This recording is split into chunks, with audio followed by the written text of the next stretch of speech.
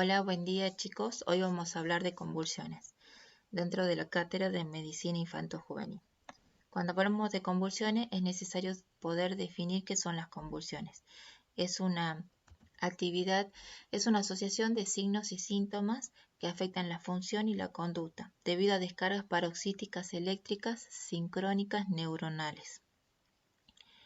Cuando hablamos de convulsión, una convulsión es un episodio simple. Puede repetirse con el tiempo, puede evolucionar a ser una patología y hablamos de epilepsia. Epilepsia es la capacidad crónica del cerebro de generar convulsiones con consecuencias neurobiológicas, cognitivas y sociales. Otro término que también debemos conocer es la encefalopatía epiléptica, que es la patología que presenta deterioro de las funciones motoras, cognitivas y sensoriales como consecuencia de una actividad epileptógena que ya está instaurada. Cuando hablamos de convulsiones, otro término que también que se usa mucho son los eventos paroxísticos no epilépticos, que son diversos síndromes benignos caracterizados por cambios bruscos, transitorios, repetitivos, en general breves de actividad motora, que producen alteración en la conducta, en el nivel de la conciencia, en la respiración, en el dolor y en el equilibrio, y es multifactorial. Pero cuando uno le empieza a hacer sus estudios, nunca se corrobora una convulsión. Pero nosotros lo asociamos a estos eventos como paroxísticos no epilépticos. Cuando hablamos de convulsión, podemos clasificarlas según su etiología por edad.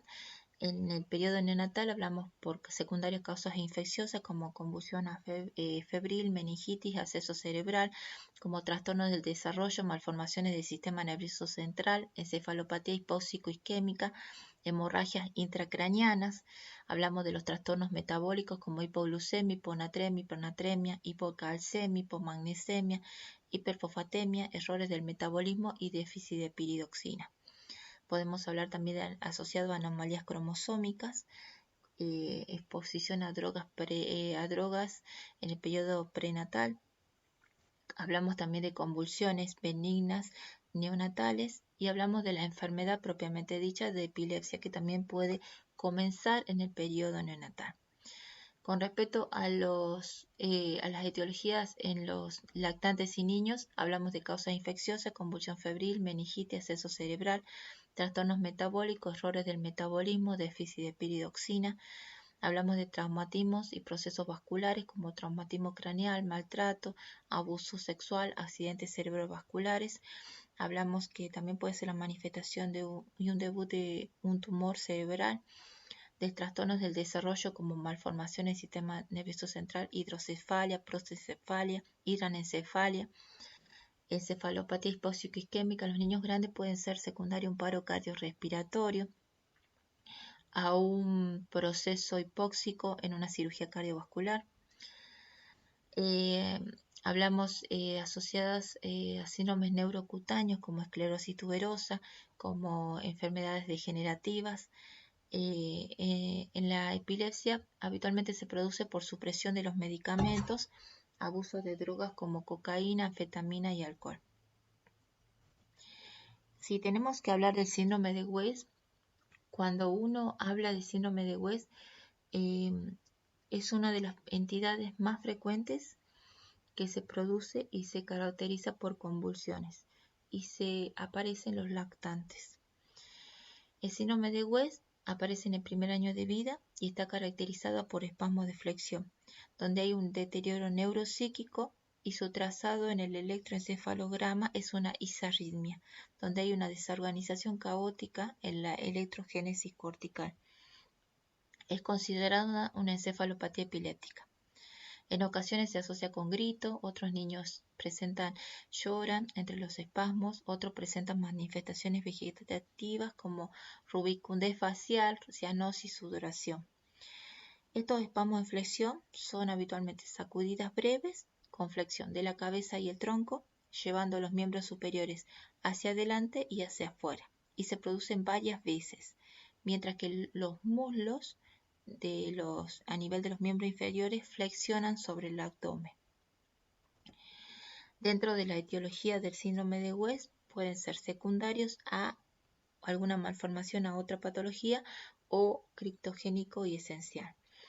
Cuando hablamos de criptogénico o esencial, el lactante habitualmente tiene un desarrollo normal hasta que aparece el espasmo de flexión. Con el tratamiento oportuno, el pronóstico es favorable, sobre todo a nivel del área cognitiva. Cuando hablamos de etiología secundaria o sintomático A, hablamos que pueden ser por una encefalopatía no evolutiva, una microcefalia, por trastornos en la migración neuronal. O sea, hay algo que ya lo predispone a que con el tiempo desarrolle epilepsia. Y esta epilepsia se desarrolle en una encefalopatía epileptógena, síndrome de West. Con respecto a los planes de estudio, es necesario tener en cuenta los antecedentes perinatológicos, hubo hipoxia, si hubo infecciones en el periodo neonatal, cómo fue su perímetro cefálico, si hubo dismorfias cerebrales, qué resultado dio su pesquisa neonatal. Con respecto al examen físico, si el niño tiene máculas hipocrómicas, si hay lesiones corroretinianas, qué pauta madurativa ha logrado el bebé. Y con respecto al tratamiento del síndrome de West, es multidisciplinario porque es un niño que necesita mucha estimulación, tanto de fisioterapia como de fonoaudiología. Y el tratamiento farmacológico. Con respecto al tratamiento se han usado varias drogas, pero las que han tenido mayor relevancia son la ACTH y la vigabactrina. Con respecto a la ACTH, esta actúa por supresión de la hormona liberadora de ACTH. Habitualmente la hormona liberadora de ACTH producía la liberación de un neuropéptido endógeno que provocaba convulsión en el cerebro. Entonces, al suprimir esta hormona, reduce la excitabilidad de las células piramidales. Con respecto a la vigabactrina, es un inhibidor selectivo e irreversible del sistema GABA transaminasa y sobre todo esta enzima, GABA transaminasa, es responsable de la excisión metabólica del GABA y de esa manera actúa inhibiendo esas descargas eléctricas. Otra patología que es muy frecuente en los niños es la convulsión febril.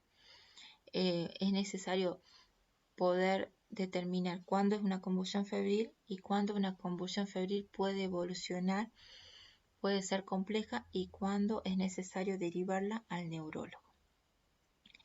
Una convulsión febril se produce habitualmente la temperatura elevada, febrícula o fiebre propiamente dicha, estimula un proceso inflamatorio que incluye la secreción de citoquinas en la periferia y en el cerebro. La interleuquina 1B aumenta la excitabilidad neuronal actuando tanto a través del glutamato como del sistema GABA, produciendo una mayor actividad neuronal.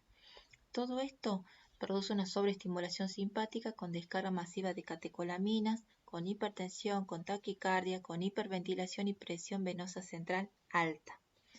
Esta sobreestimulación simpática lleva a una fase hiperdinámica que constantemente se produce.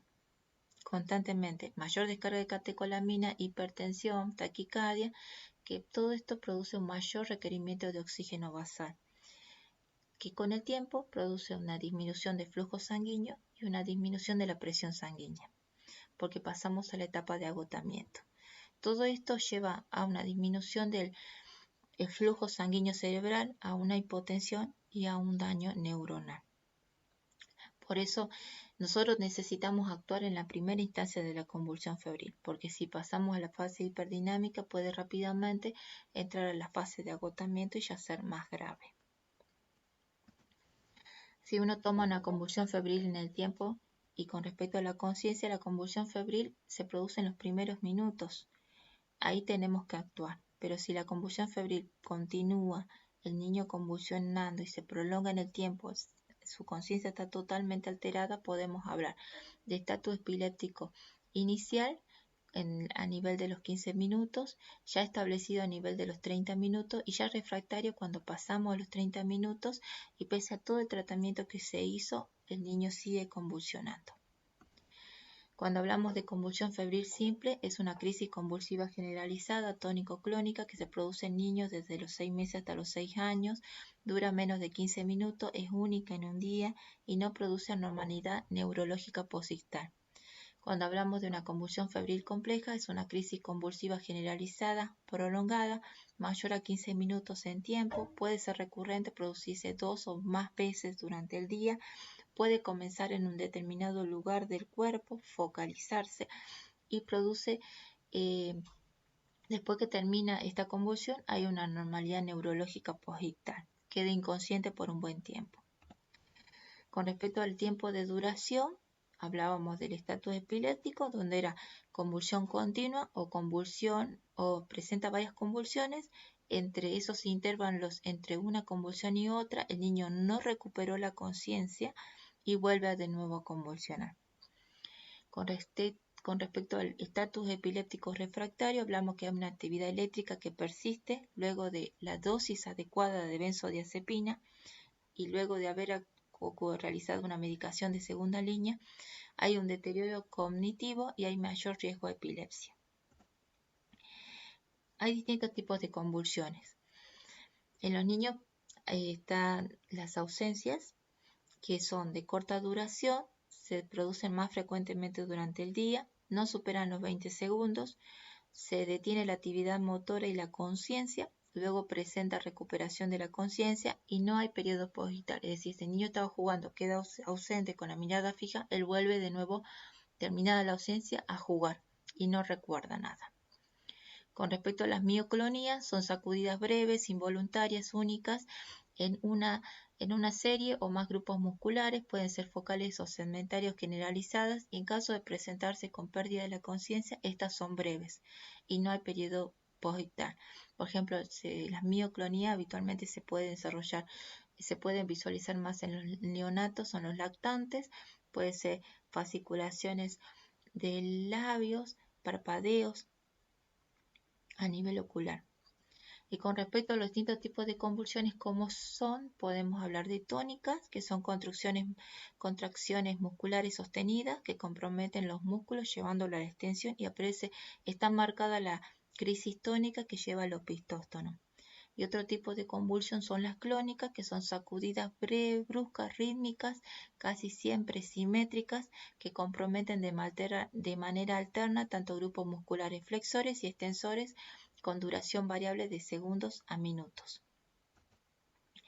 Con respecto a los distintos tipos de convulsiones, tenemos las convulsiones focales simples, que no hay alteración de la conciencia y en estas hay memoria del evento, están focalizadas, puede ser convulsión a su miembro superior, se presenta como manifestaciones motoras que reflejan su origen en un área cerebral específica. La duración es variable y puede progresar a una convulsión focal compleja o a la generalización secundaria. Cuando hablamos de convulsiones tónico-clónicas generalizadas, hablamos que esta tiene un inicio súbito con pérdida de la conciencia, está precedida por un grito gemido, aparece luego de la fase tónica, posturas alternantes en extensión y flexión, seguida de una fase clónica, y hay un periodo posictal que puede prolongarse varios minutos. Con respecto a la convulsión febril plus, estas son crisis convulsivas donde se produce luego de los 6 años, puede asociarse a crisis epilépticas afebriles, habitualmente es de transmisión autosómica dominante y necesita ser seguida por el neuropediatra. Cuando hablamos de convulsión es necesario hacernos estas preguntas. ¿Cuándo comenzó? ¿Cómo fue? ¿Dónde pasó? ¿Qué pasaba antes que el niño convulsione? ¿Qué pasó después? Es necesario escuchar los relatos de los padres y los testigos y si alguno puedo firmar.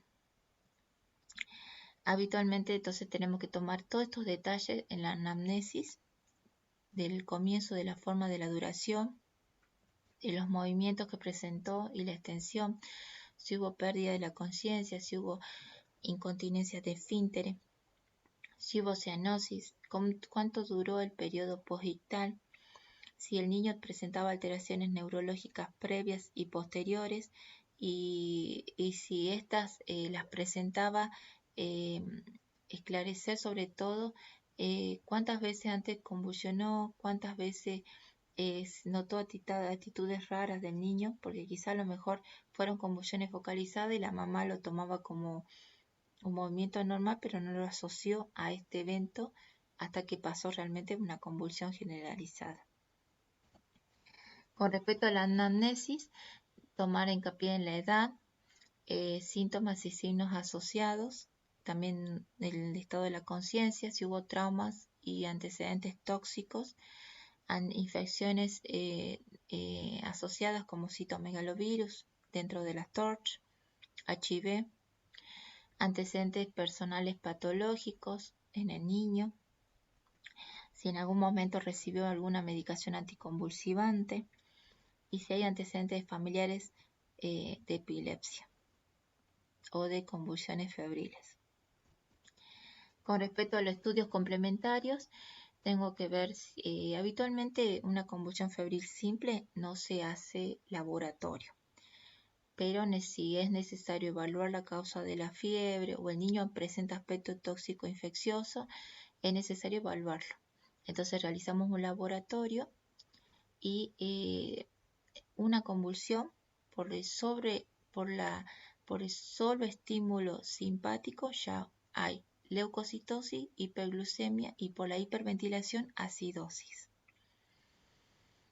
El niño tuvo fiebre, convulsionó. Es necesario valorar si el niño tiene rigidez cervical, si tiene algún signo compatible con meningitis.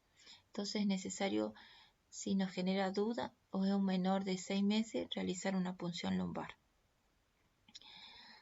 Tomar en cuenta si recibió antibióticos previamente, porque esto habitualmente pueden también a veces enmascarar un cuadro de una infección a nivel del sistema nervioso central. Evaluar algún estudio de imagen, si es necesario, una ecografía cerebral, si es un lactante con una fontanela anterior amplia, o si ya es un niño más grande, un lactante mayor, que ya tiene la fontanela cerrada, estudios de tomografía si es necesario, sobre todo en una convulsión febril compleja. Y si el neurólogo evalúa a este niño que presentó una convulsión febril y que es compleja, y él considera, hasta se hace también un electroencefalograma. Con respecto a las convulsiones febriles, los diagnósticos diferenciales, meningoencefalitis aguda, sospechar cuando hay alteraciones del sensorio previo a la convulsión, rigidez de nuca, petequia, fontanela hipertensa, un Glasgow menor a 15,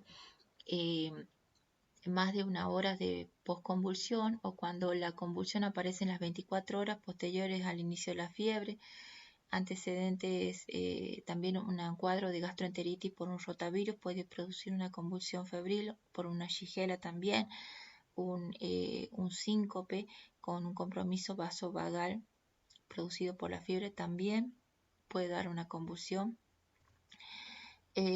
Convulsiones asociadas a trastornos metabólicos, sobre todo en los lactantes o en niños muy pequeñitos, asociados a hipoglucemia, a hiponatremia, también pueden dar una convulsión febril y ser directamente una gastroenteritis con trastornos metabólicos, la enfermedad de base que llevó a la convulsión febril. Cuando hablamos de convulsión febril, esta patología que es muy común, hablamos de que es un trastorno neurológico frecuente y en pediatría y que es una emergencia. Y que cuando estas convulsiones son prolongadas o cuando comienzan con convulsiones febriles y luego pasan a ser afebriles y se asocian a retraso madurativo, es necesario en ese momento derivar al neurólogo. El tratamiento, sobre todo, es convulsión febril típica, que dura menos de 5 minutos. Es necesario poder explicar a la familia sobre qué es una convulsión, cuál es el pronóstico y cuál es el tratamiento. Durante la convulsión es necesario aflojar la ropa, poner al niño de costado, no forzar la apertura bucal, no dar líquidos porque el niño está convulsionando, no sujetarlo en forma dura, no impedir que se mueva. Sí debemos protegerlo de golpes y caídas. Si está convulsionando en la cama, tratar de evitar de que se caiga de la cama. Si detectan sus movimientos, está pronto a caerse un mueble, correr ese mueble o algún objeto contundente que le pueda hacer daño. No es necesario sacudirlo, ni golpearlo, ni echarle agua fría, ni hacerle aspirar alcohol. Si esta convulsión febril se prolonga en minutos, de 2 a 3 minutos, hay que llamar al servicio de urgencia. Si el niño ya tiene antecedentes de varios episodios de convulsiones febriles, se puede indicar diazepam intrarrectal y esta medicación habitualmente la tiene la mamá. Viene ya preparado y se coloca directamente a nivel del ano y se pasa la medicación. Y de esta manera la mamá puede tratar esta convulsión febril en la casa. No es necesario, si el niño se recupera luego de la convulsión febril, no es necesario mantenerlo despierto cuando la convulsión termina. Habitualmente la convulsión produce mucha descarga y el niño queda habitualmente cansado. Entonces, como si se hubiera, más si estuvo en el piso, si se golpeó, es como que queda sensible su cuerpito. Y entonces no es necesario mantenerlo despierto, exigirle cosas, sino directamente acompañarlo y corroborar nada más que baje bien la temperatura. Con respecto al tratamiento, en primera instancia en una convulsión febril, si esta convulsión pasa 2 a 3 minutos, continúa el niño convulsionando, es la primera convulsión, necesito ir urgente y llamar a un servicio de urgencia, ya sea ir a un centro de salud o directamente ir al hospital o llamar al SAMED. Cuando el equipo de médicos llega, nosotros como médicos y enfermeros lo que hacemos es el famoso ABC. Mantener la vía aérea permeable, valorar si es necesario aspirar secreciones, administrar sí o sí oxígeno al 100%, ya sea con una máscara simple o colocar una máscara con reservorio.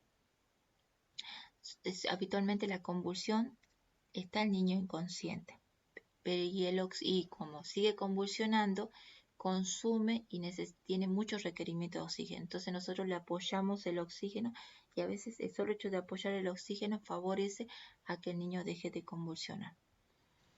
Corroboro cómo están sus pulsos, tomo la temperatura, realizo un control de la glucemia y empiezo a buscar accesos venosos.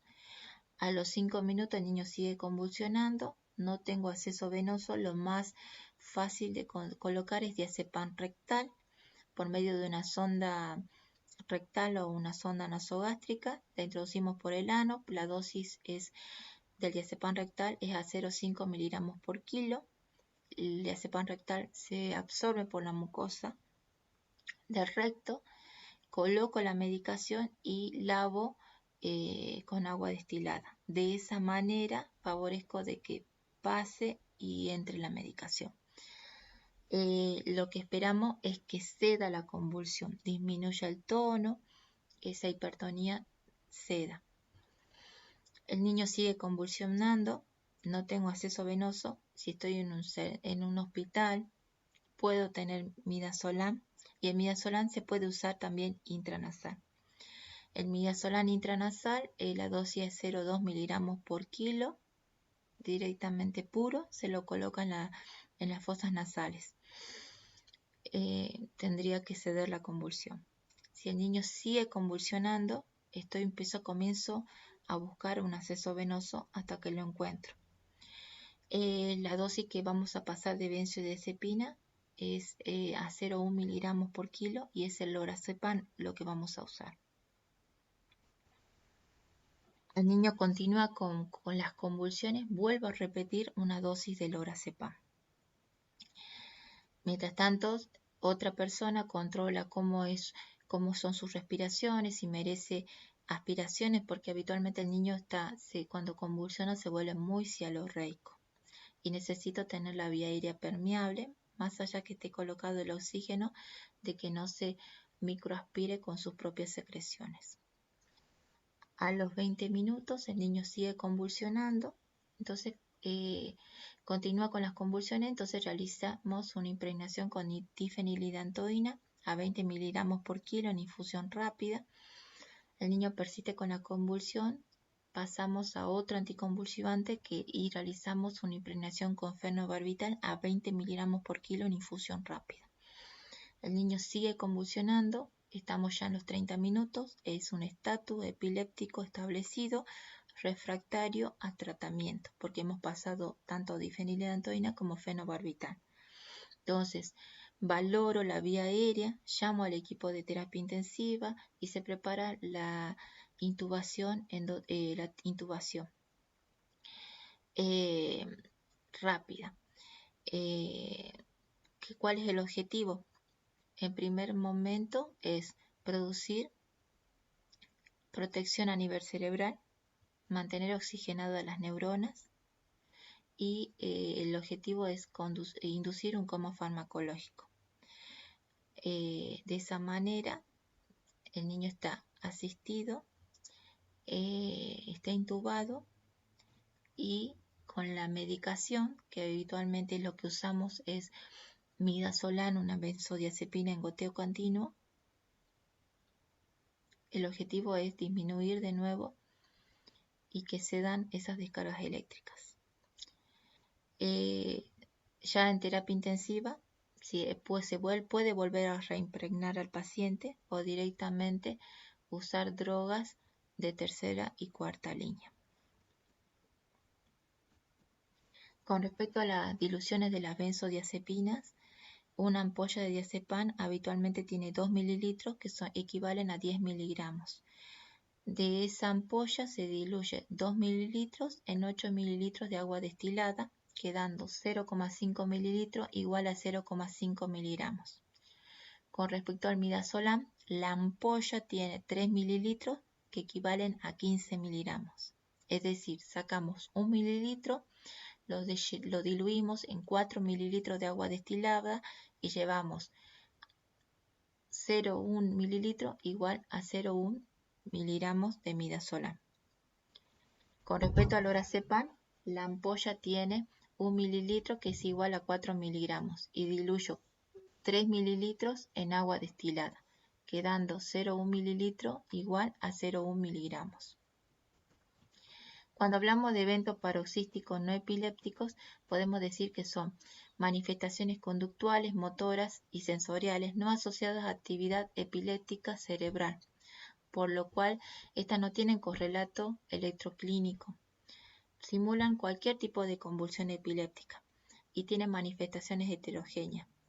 Por eso es un desafío tanto para los pediatras y los neurólogos. Es importante realizar una semiología del episodio, tomar los datos del paciente y ver si hubo testigos que pudieron ver este evento. Con respecto a los diagnósticos diferenciales, tengo el espasmo de sollozo, el síncope, la migraña, los trastornos del sueño, los eventos paroxísticos motores del sueño que pueden producirse como parainsomnia, sonambulismo, terrores nocturnos del sueño que también dan estos eventos paroxísticos no epilépticos. Un vértigo también puede dar un evento paroxístico no epiléptico y también el debut de cuadros psiquiátricos. Dentro de estos eventos paroxísticos no epilépticos tenemos el más común, que es el espasmo del sollozo, que son episodios breves, dramáticos, involuntarios, que ocurren en niños normales, genera preocupación en los padres, se disipa como orientando y esclareciendo el significado de por qué se produce el espasmo de sollozo, son autolimitados y desaparecen en la edad escolar. Habitualmente se produce en un niño irritable, que es inquieto, explorador y que es caprichoso, que ante la frustración, ante el reto de los padres, utiliza este evento para su beneficio. Tiene una alta sensibilidad al dolor corporal no previsto. Por ejemplo, le pegamos y directamente para él fue como si fuera una gran paliza. Solamente le tiramos el cabello y comienza a llorar. De esta manera llora, deja de respirar, se produce una apnea, se produce una cianosis y el chico puede quedar quieto sin respirar.